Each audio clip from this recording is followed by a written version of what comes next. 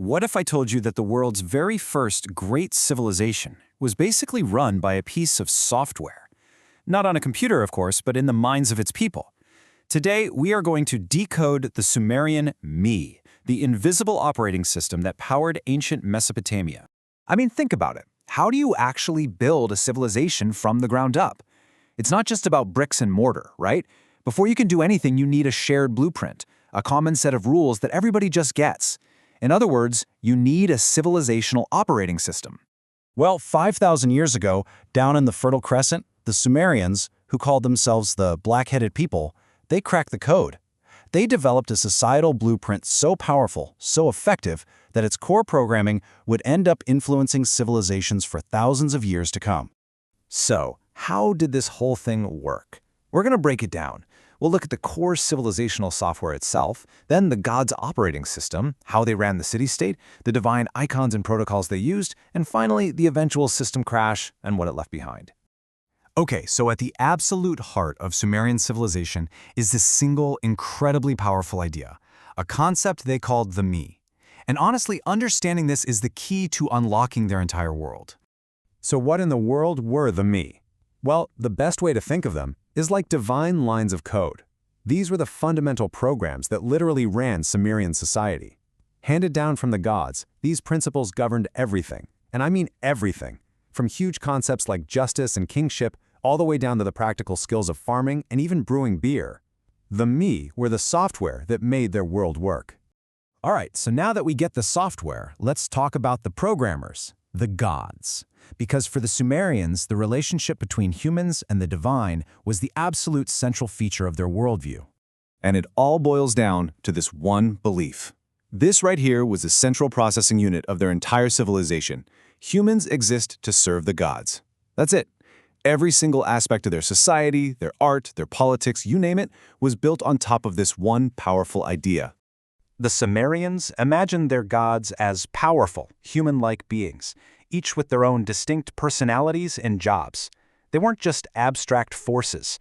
They were terrifying, radiating this divine aura they called melam that could fill a mortal with pure awe and fear.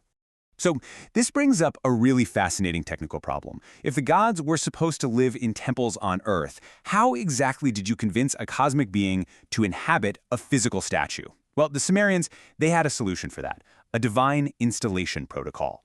It was called the mispi, or mouth-washing ritual. It was this incredibly elaborate ceremony where a brand new idol was literally brought to life.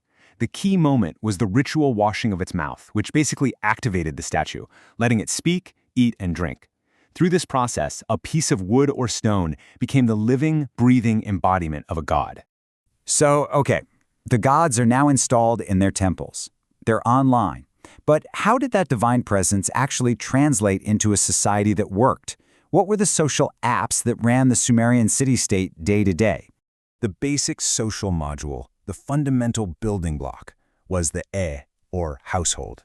Now, this could mean a single family living together, sure, but it could also mean a massive organization like a temple, which was seen as the household of the city's patron god. And these temple households employed thousands of people and pretty much dominated the economy. And this brings us to where political power came from. The ruler, he was less a king and more of a system administrator. His authority came from his job as the tenant farmer of the god. He was the one responsible for managing the god's household and acting as the go-between for the gods and the people. So, we have the software, we have the social structure. But how did the Sumerians make all of this visible? How do they create a user interface for their divine operating system? You can actually watch their user interface for the gods evolve over time. Early on, they used more abstract symbols to represent the divine.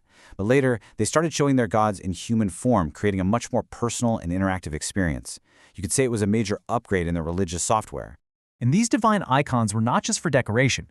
They were incredibly powerful symbols of divine protection. You can see these standards being carried into battle, which was a very clear sign that your army was backed by the gods themselves. But, no operating system lasts forever. The Sumerian world, it eventually faced system instability and some pretty serious external threats. But before the final crash, there was one last brilliant update. So after being dominated by the Akkadian Empire for a while, Sumerian culture went through this major reboot. They called it the Sumerian Renaissance, and it was this deliberate effort to restore the original operating system, the language, the traditions, the art of their ancestors. It was this one last glorious moment before the whole system finally went offline for good. But here's the thing about good software. It never really disappears. Even though Sumer itself vanished, its core programming, all its innovations in writing, laws, social organization, it was copied, it was adapted, it was passed down through the ages. Which leads to a really fascinating question. How much of our own modern operating system is still running on ancient Sumerian code? Thanks so much for joining me on this journey into the heart of the Sumerian operating system. It's just a powerful reminder that the past is never really gone, you know? Sometimes it's just running in the background.